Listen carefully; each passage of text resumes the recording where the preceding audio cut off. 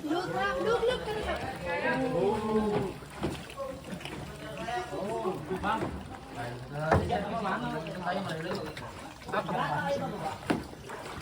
Ano sir?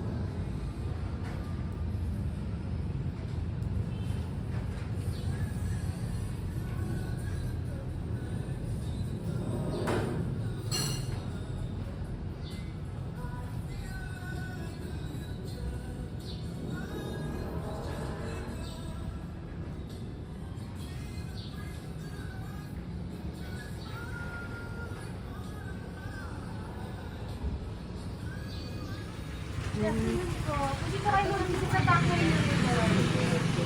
Dali lang po yun.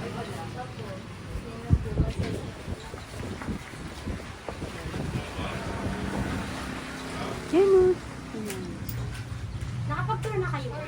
So dito niyo po makikita kung paano po namin pinaprocess yung aming mga product.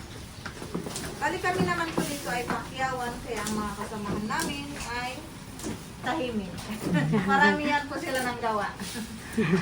So ang kaswi po ay isang beses lang po siya namumunga sa isang taon. Start po siya ng January hanggang May po yung season niya. So first process, ida-dry yung seeds ng 3 days before namin i-cut ng 1 by 1. Mano-mano po lahat, tulad po ng aming ginagawa. So after namin makat, tulad ng ginagawa po nila, tatanggalin po nila sa shells isa-isa. Sila naman po ay gagamit ng plastic gloves dahil yung dagta po ay makapina ng kakapalo. So after po nila matanggal, ito na po siya, babalatan naman po siya isa-isa. So after po mabalatan, tulad na po ng nasa kabilang plastic, makakaipon kami ng malinis, 10 to 15 kilos, yun naman po ay hugasan siya ng 10 times or higit pa bago po siya i-prepare sa kanya-kanya flavors. Tulad po ng toasted with garlic, toasted with spicy, roasted, bandi with langka, brittle with honey, yema, marzipan, and then pulveron, pastillas.